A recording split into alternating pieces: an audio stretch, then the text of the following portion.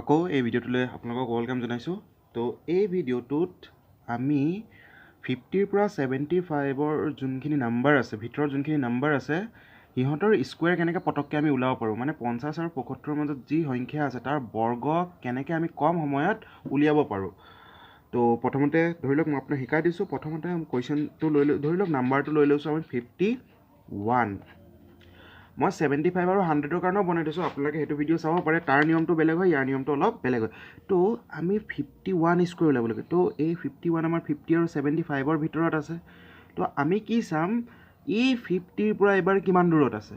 আপোনালোকে চাব, ইটো ভিডিঅ'ত মই বেলেগ কৈছোঁ, এইটো ভিডিঅ' 50 আৰু 75ৰ কাৰণে কৈ আছোঁ। তো ইয়াত আমি কি চাম, যেতিয়া 50 আৰু 75ৰ নাম্বাৰ থাকে 50ৰ পৰা সেই নাম্বাৰটো কিমান দূৰত আছে। তো ই 1 দূৰত আছে। 50ৰ পৰা 51ৰ মাজত পাৰ্থক্যটো কিমান, 1 হয়। তো 1ৰ স্কুৱেৰ কিমান হয়, আমি গম পাওঁ 1ৰ স্কুৱেৰ 1 হয়। তো এই ডিফাৰেঞ্চৰ যোনটো স্কুৱেৰ হয় সেইটোৱে আমাক খালি লাষ্টৰ দুটা ডিজিটহে দিব। তো আমি 1 নিলিখি আমি কি লিখিম, 0 1। তাৰপাছত আমি এই 1টো 25ৰ লগত প্লাছ কৰিম। তো 25 প্লাছ 1 আমাৰ কিমান হৈ যায়, 26 হয়। তো এই 26টো আমাৰ বনি যাব প্ৰথম দুটা ডিজিট। তো 51 স্কুৱেৰ 2601 হয়। আপোনালোকে চেক কৰিও চাব পাৰে সেইটো। আৰু ধৰি লওক ছেকেণ্ডটো আমি লৈ ল'লোঁ 58 স্কুৱেৰ লৈ ল'লোঁ ছাপ'জ। তো আমি প্ৰথমতে কি চাম, এই 58টো 50 আৰু 75ৰ ভিতৰত আহে। তো 50ৰ পৰা কিমান দূৰত আছে, 8 দূৰত আছে। তো 8ৰ স্কুৱেৰ কিমান হয়, 64 হয়। তো এই 64টো আমাৰ যোনটো আনচাৰ ওলাব তাৰ লাষ্টৰ দুটা ডিজিটহে দিব, মানে 64টো আমি লাষ্টৰ দুটা ডিজিট বহাম। তাৰপাছত ডিফাৰেঞ্চ কিমান আছিলে, 8 ডিফাৰেঞ্চ আছিলে। তো 25 প্লাছ আমি 8 কৰি দিম। তো 25 প্লাছ 8 কিমান হয়, 33 হয়। তো এই 33টো আমাৰ ফাৰ্ষ্ট টু ডিজিট দিব, মানে 58ৰ স্কুৱেৰ হয় 3364। আৰু এটা লৈ লৈছোঁ আমি। এতিয়া ছাইডত মই এইটো লিখি থৈছোঁ কাৰণ কোনোবাই নাজানিব পাৰে।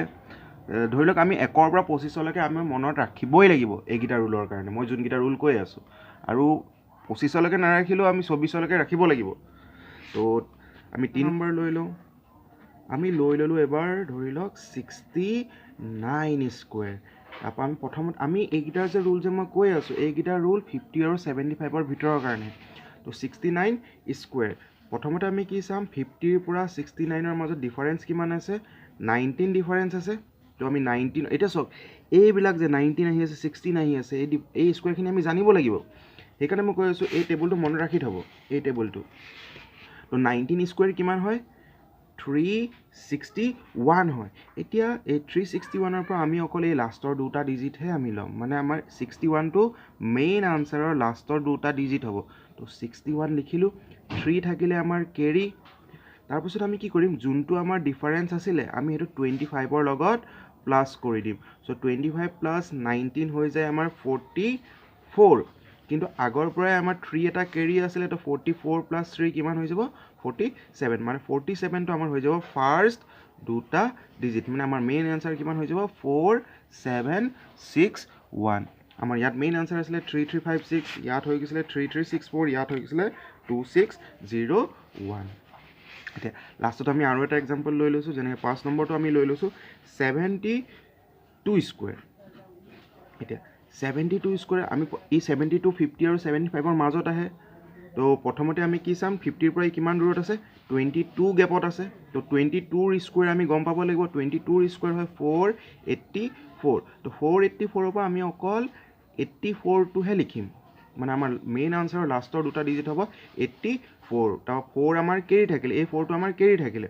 তাৰপিছত আমি কি কৰিম, 25 প্লাছ 22 কৰি দিম। তো 25 প্লাছ 22 আমি পাই যাওঁ 47। তো 47 আগৰ পৰাই কিন্তু আমাৰ 4 এটা কেৰি আছিল। তো 4 কেৰি হ'লে আমাৰ কিমান হৈ যাব, 47 প্লাছ 4 51। তো আমাৰ ফাৰ্ষ্ট দুটা ডিজিট বনি যাব 51, 5184। আমাৰ ফাইনেলি আনচাৰ বনি যাব 5184। তো দেখিলেই চাগে এইটো কিমান ইজি টেকনিক হয়। এই টেকনিকটো আমি যদি আমাৰ এই টেবুলটো মনত থাকে, আমি কলম নধৰাকৈ আমি বহুত সোনকালে সংখ্যাৰ বৰ্গ বা স্কুৱেৰবিলাক ওলাব পাৰোঁ। আশা কৰোঁ চবেই বুজি পালে চাগে। তো এই ভিডিঅ'টোত ইমানেই, আপোনালোকে চাই থাকিব।